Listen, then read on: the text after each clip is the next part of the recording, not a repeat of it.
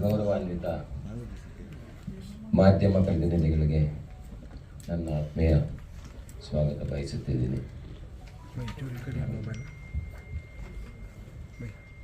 ಇಲ್ಲಿ ಸೇರಿದಂಥ ಮಾಧ್ಯಮ ವರ್ತಕರಿಗೆ ಎಲ್ಲ ರೀತಿಗಳಿಗೂ ಸೇರಿದ್ದಾರೆ.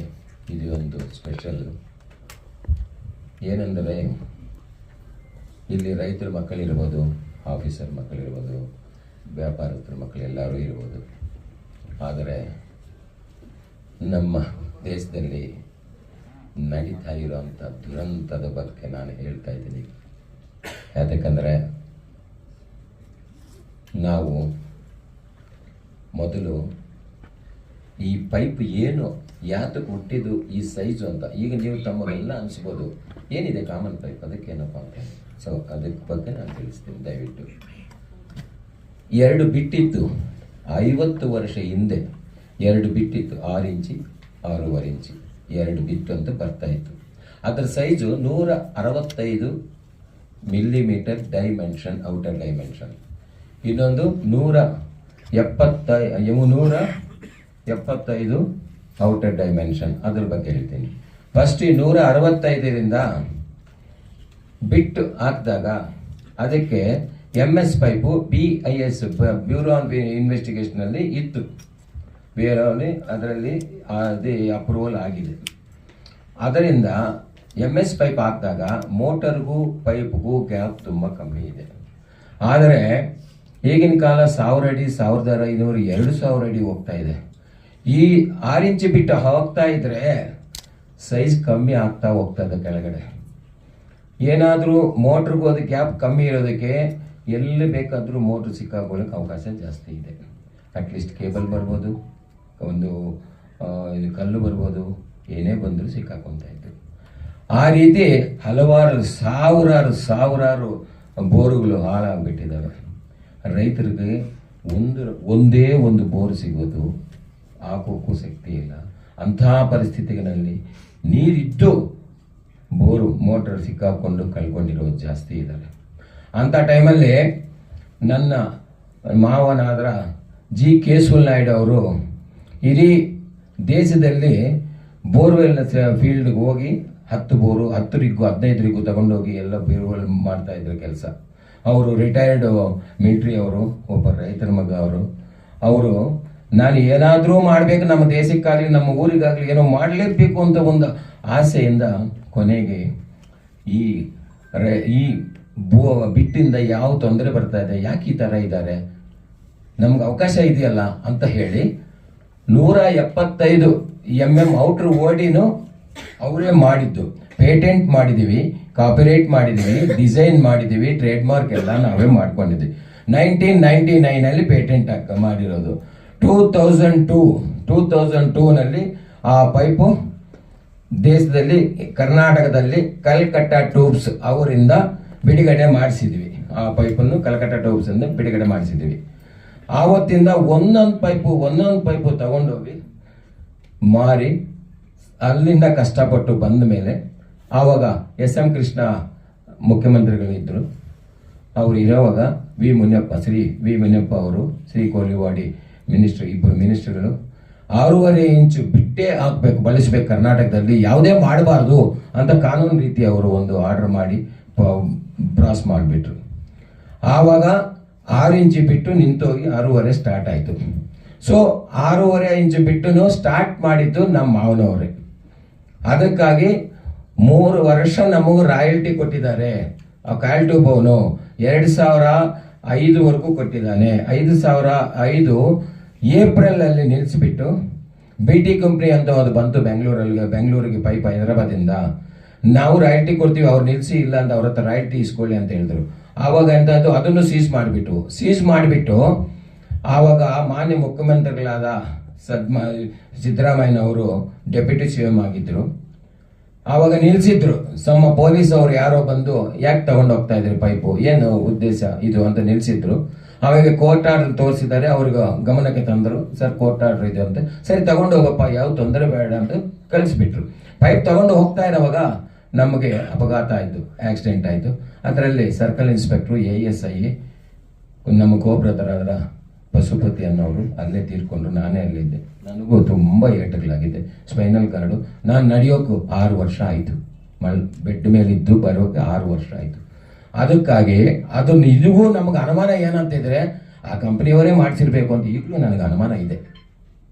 ಅದನ್ನು ಆಚೆ ಹೇಳೋಕ್ಕೂ ತಮ್ಮೆಲ್ಲರಿಗೂ ಗೊತ್ತು, ಅದಕ್ಕೋಸ್ಕರ ಹಂಗೆ ಇಟ್ಬಿಟ್ಟಿದ್ದೀವಿ.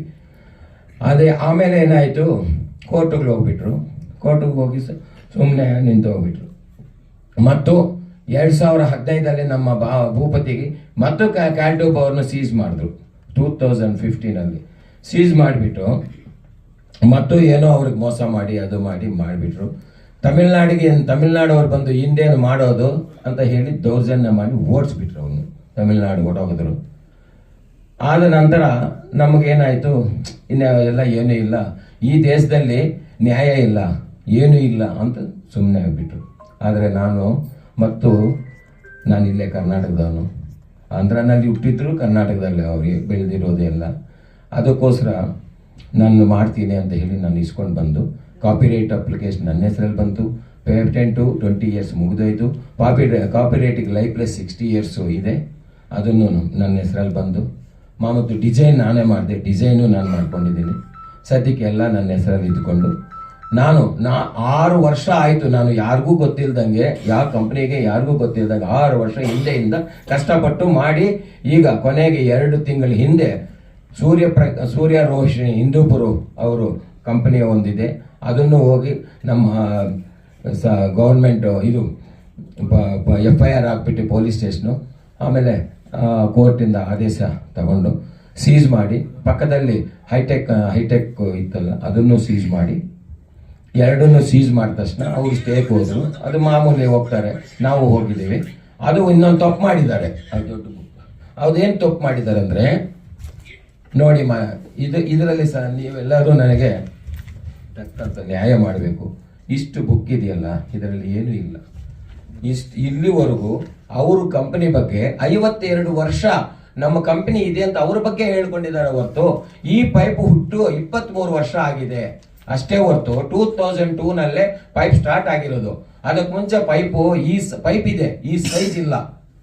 ಈ ಸೈಜ್ರಿಂದ ಅದಕ್ಕೋಸ್ಕರ ಅವರು ಈ ಕಾಪಿರೈಟ್ನ ಕ್ಯಾನ್ಸಲ್ ಮಾಡಿ ಅಂತ ಡೆಲ್ಲಿ ಹೈಕೋರ್ಟಲ್ಲಿ ಹಾಕೊಂಡಿದ್ದಾರೆ 1 ವಾರ ಹಿಂದೆ. ಆದರೆ ಕಾಪಿರೈಟ್ ಕೊಟ್ಟೋದು ಸರ್ಕಾರ, ನಮ್ಮ ಸೆಂಟ್ರಲ್ ಗೌರ್ಮೆಂಟು. ಅದು ಇಂಟರ್ನ್ಯಾಷನಲ್ 186 ಕಂಟ್ರೀಸ್ನಲ್ಲಿ I am eligible of the copyright owner.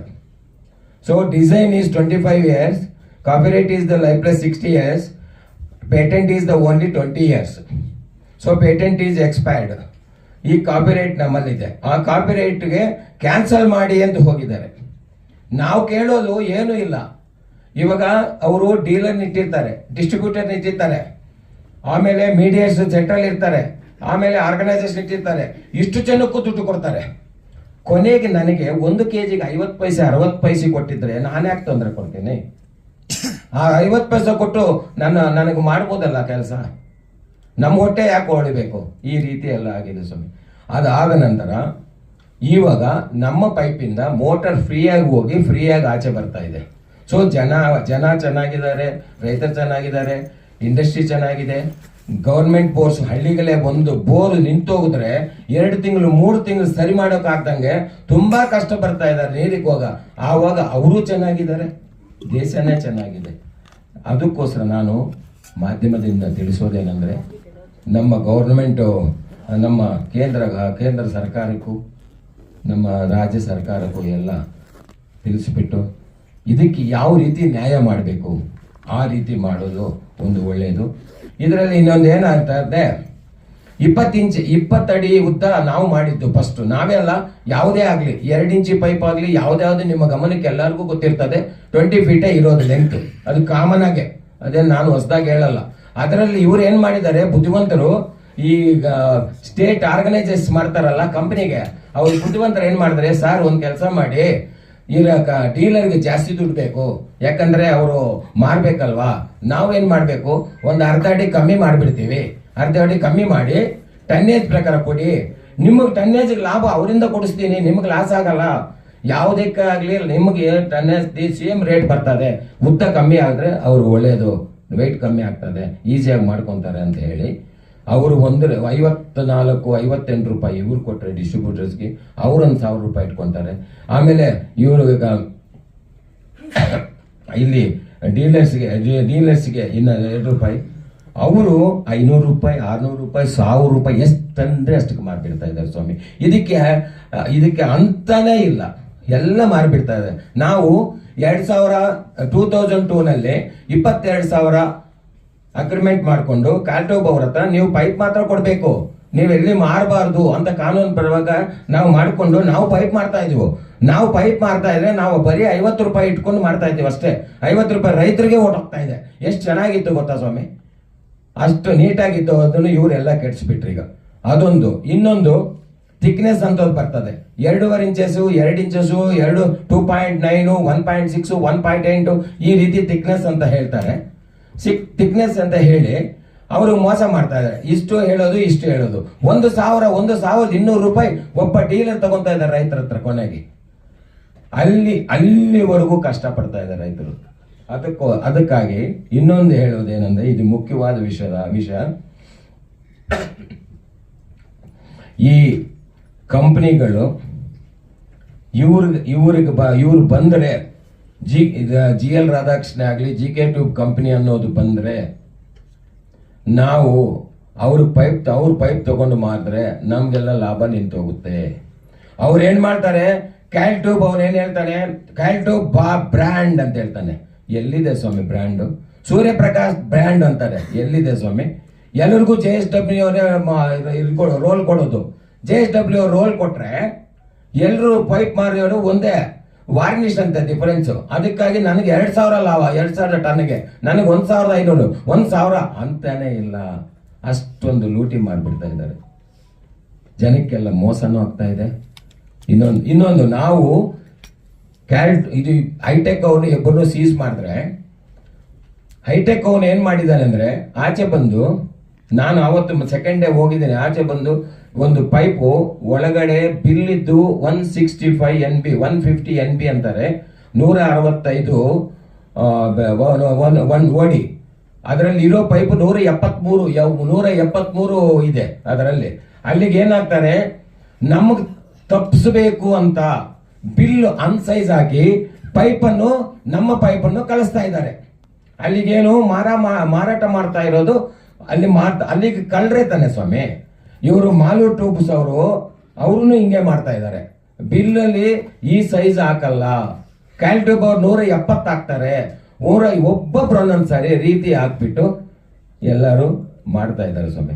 ಈಗ ನಾನು ಧೈರ್ಯವಾಗಿ ಬಂದು ಕಾನೂನು ಪರವಾಗಿ ಇವರನ್ನೆಲ್ಲ ಎದುರಿಸಬೇಕು ಅಂತ ಬಂದು ಸೀಸ್ ಮಾಡಿ ತಮ್ಮ ಮಾಧ್ಯಮಗಳಿಗೆ ತಿಳಿಸ್ಬಿಟ್ಟು ಅವ್ರ ಗಮನಕ್ಕೆ ಹೋಗಿ ನಾನು ಕೇಳೋದು ಒಂದೇ, ಎಲ್ಲರೂ ಪೈಪು ನಮಗೆ ಕೊಟ್ಬಿಡಿ. ನಾನು ರೈತರಿಗೆ ಬೇಕಾಗಿರೋ ರೇಟ್ ಕೊಡ್ತೀನಿ, ನನಗೆ ಜಾಸ್ತಿನೂ ಬೇಕಾಗಿಲ್ಲ. ಇಲ್ಲ ಅಂದ್ರೆ ನಾನು ಕೊಡೋದೇ ಬೇಕಾಗಿಲ್ಲ. ನಮ್ಮ ಪರವಾಗಿ ರೈತರಿಗೆ ಡೈರೆಕ್ಟ್ ಆಗಿ ಹೋಗ್ಲಿ. ಮೀಡಿಯಾದಲ್ಲಿ ಇಷ್ಟು ಜನ ದುಡ್ಡಿರೋದೆಲ್ಲ ಕಮ್ಮಿ ಆಗಲಿ, ಅವ್ರ ರೇಟು ಕಮ್ಮಿ ಆಗುತ್ತೆ, ಅವ್ರಿಗೂ ಒಳ್ಳೇದಾಗುತ್ತೆ, ನಮ್ಮ ಸರ್ಕಾರಕ್ಕೂ ಒಳ್ಳೇದಾಗುತ್ತೆ, ಎಲ್ಲರಿಗೂ ನ್ಯಾಯ ಮಾಡ್ದಂಗೆ ಆಗುತ್ತೆ. ಈ ರೀತಿ ನಾನು ತಮ್ಮಲ್ಲಿ ವಿನಂತಿ ಮಾಡಿ ಎಲ್ಲ ಹೇಳ್ಕೊಳ್ತಾ ಇದ್ದೀನಿ. ಆದರೂ ನನಗೆ ಈಗ ಇನ್ನೊಂದು ಭಯ ಆಗುತ್ತೆ. ಇಷ್ಟೊಂದು ಕಂಪನಿ ಸೀಸ್ ಮಾಡಿ ಹೋಗ್ತಾ ಇದ್ರೆ ಜೀವ ಬೆದರಿಕೆನೋ ಇದೆ. ಮೊದಲೇ ಈ ತರ ಮಾಡಿರೋರು ಯಾರು ಮಾಡಿದಾರೋ ಅಂತ ಗೊತ್ತಿಲ್ಲ, ಮಾಡಿದ್ದಾರೆ. ಈಗಲೂ ಮಾಡ್ಬೋದಲ್ವಾ? ಇಷ್ಟೊಂದು ದೊಡ್ಡ ತಿಮಿಂಗಲಾಗಿದ್ದಾರೆ ಇವರೆಲ್ಲ. ಅದಕ್ಕೋಸ್ಕರ ಇವ್ರ ಮೇಲೆ ಎದುರ್ಕೊಂತಾ ಇದ್ದೀನಿ. ನಾನು ಯಾವ ಧೈರ್ಯದಿಂದ ಇದ್ದೀನಿ ಗೊತ್ತಾ? ಮಾಧ್ಯಮ ಧೈರ್ಯದಿಂದಾನೇ ನಾನಿರೋದು. ಇಡೀ ಮಾಧ್ಯಮದಿಂದ ನನಗೆ ಸೇಫ್ ಇದೆ, ನಾನು ಮನೆಯಲ್ಲಿ ಮಳ್ಕೊಂತೀನಿ ಅಂತ ಉದ್ದೇಶದಿಂದಾನೇ ಮಾಧ್ಯಮ ಮುಂದೆ ಬಂದಿದ್ದೀನಿ ಸ್ವಾಮಿ. ತಾವು ಇದರಿಂದ ನಮ್ಮ ಸರ್ಕಾರಕ್ಕೆ ಗಮನಕ್ಕೆ ತರಿಸ್ಬಿಟ್ಟು ಯಾವ ರೀತಿ ಇದಕ್ಕೆ ಮಾಡಬೇಕು ಅಂತ ಅವರು ಸರ್ಕಾರನೇ ಯೋಚನೆ ಮಾಡಿ ನಮಗೆ ಲೈಫ್ ಪ್ಲಸ್ 60 ಅಂದ್ರೆ ಇನ್ನು 60 ನಮ್ಮ ಶ್ರೀ ಸನ್ಮಾನ್ಯ ಪ್ರಧಾನಮಂತ್ರಿಗಳೆಲ್ಲ ನರೇಂದ್ರ ಮೋದಿ ಅವರ ಸರ್ಕಾರದಿಂದ ಇನ್ನ 10 ವರ್ಷ ಜಾಸ್ತಿ ಮಾಡವ್ರೆ. ಕಾಪಿ ರೈಟ್ಗೆ 60 ವರ್ಷ ಇತ್ತು, ಈಗ 70 ವರ್ಷ ಆಗಿದೆ. ಆದರೂ ನಮ್ಗೆ ಅಷ್ಟು ಬೇಡ. ನಾನು ಹೇಳೋದೇನೆಂದ್ರೆ, ನ್ಯಾಯವಾಗಿ ಒಂದು ಲೆವೆಲ್ಗೆ ಬಂದರೆ ನಾವು ಸಹ ಫ್ರೀಯಾಗಿ ಬಿಡ್ತೀವಿ. ಫ್ರೀಯಾಗಿ ಬಿಟ್ರು ಅವ್ರು ಲೂಟಿ ಮಾಡಿಬಿಡ್ತಾರಲ್ಲ, ಅದಕ್ಕೆ ನಾವು ಒಂದು ತಕ್ಕನಂತ ಪಾಠ ಕಲಿಸ್ಬೇಕು. ಅವರೆಲ್ಲರಿಗೂ ಪಾಠ ಕಲಿಸ್ಬಿಟ್ಟು ಅವರಿಂದ ನಮ್ಮ ಜನಗಳಿಗೆ ಒಳ್ಳೇದು ಮಾಡೋದ ರೀತಿ ನಾವು ಮಾಡಬೇಕು ಅಂತ ನಾನು ಅದಕ್ಕೋಸ್ಕರ ಮೊದಲು ನಮ್ಮ ಮಾವನವರು ಓಡಿಸ್ಬಿಟ್ಟಿದ್ದಾರೆ ತಮಿಳ್ನಾಡಿಗೆ, ಅವನು ಇಲ್ಲಿ ನಿಲ್ಲಿಸಿಲ್ಲ. ಅದಕ್ಕೋಸ್ಕರ ನಾನು ಇದೀನಿ ಇಲ್ಲಿ. ನಾನು ಒಂದು ಕಂಪ್ನಿ ಮಾಡಿದ್ದೀವಿ ಈಗ ಹೈದರಾಬಾದಲ್ಲಿ, ಜಡ್ಚರ್ಲೆನಲ್ಲಿ. ಅಲ್ಲಿಂದ ಜನವರಿ ಆದಮೇಲೆ ಹೊಸ ಫ್ಯಾಕ್ಟ್ರಿ ಎಲ್ಲ ಶುರುವಾಗಿದೆ. 40 ದಿವಸ ಕಂಪ್ಲೀಟ್ ಆಗುತ್ತೆ. ನಾನು ಪೈಪ್ ತರ್ತೀನಿ, ನಾನು ನ್ಯಾಯವಾದ ಬೆಲೆಯಲ್ಲೇ ಜನಗಳಿಗೆಲ್ಲ ಕೊಡ್ತೀನಿ. ಅಲ್ಲಿವರೆಗೂ ಇವರು ಬರಲಿ. ಆವಾಗ ನಾನು ಕೊಡ್ತಾ ಇರೋವಾಗ ಇವರು ನಮ್ಮ ಜೊತೆಯಲ್ಲಿ ಬಂದರೂ ಪರವಾಗಿಲ್ಲ, ಸೀಸ್ ಮಾಡಿ ಎಲ್ಲ ಮಾಡ್ತೀನಿ. ಆಮೇಲೆ ರೇಟ್ ಕಮ್ಮಿ ಕೊಟ್ಟು ಕೊಡಲಿ, ತಪ್ಪಿಲ್ಲ. ಅವರು ಕಮ್ಮಿ ಕೊಟ್ಟು ಜನಗಳಿಗೆಲ್ಲ ಉಪಯೋಗ ಆಗಲಿ. ಅದಕ್ಕಾಗಿ ಈಗ ನಾವು ಕರ್ನಾಟಕ, ತಮಿಳ್ನಾಡು ಎಲ್ಲಾನು ಸೀಸ್ ಮಾಡೋಕ್ಕೂ ಸರ್ಕಾರ ಇದು ಕೋರ್ಟ್ ಆರ್ಡರ್ ತಗೊಂಡಿದ್ದೀನಿ. ಇದಾದ ನಂತರ ನಾವು ಮತ್ತು ಸೀಸ್ ಮಾಡಿ ಎಲ್ಲರನ್ನೂ ಸ್ಟಾಪ್ ಮಾಡಬೇಕು ಅಂತ ಪ್ರಯತ್ನ ಮಾಡ್ತಾ ಇದ್ದೀನಿ ಸ್ವಾಮಿ.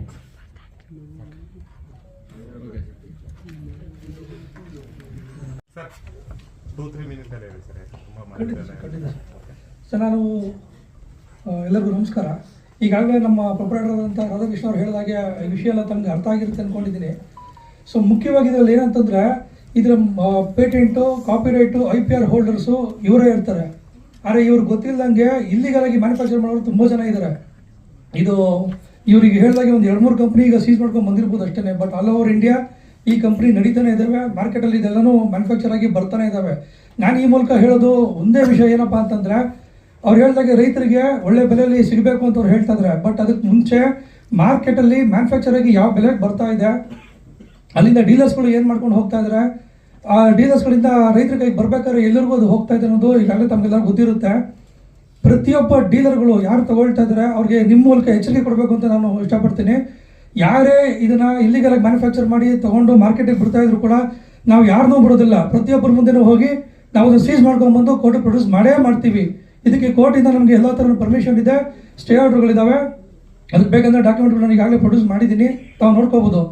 ಸೊ ಯಾರು ಕೂಡ ಇದನ್ನು ಇಲ್ಲಿಗಲಾಗಿ ಮ್ಯಾನುಫ್ಯಾಕ್ಚರ್ ಮಾಡಿ ಮಾರ್ಕೆಟಿಗೆ ಬಿಡಬಾರ್ದು ಅಂತ ತಮ್ಮಲ್ಲಿ ನಾನು ಕೇಳ್ಕೊಳ್ತಾ ಇದ್ದೀನಿ ಸರ್.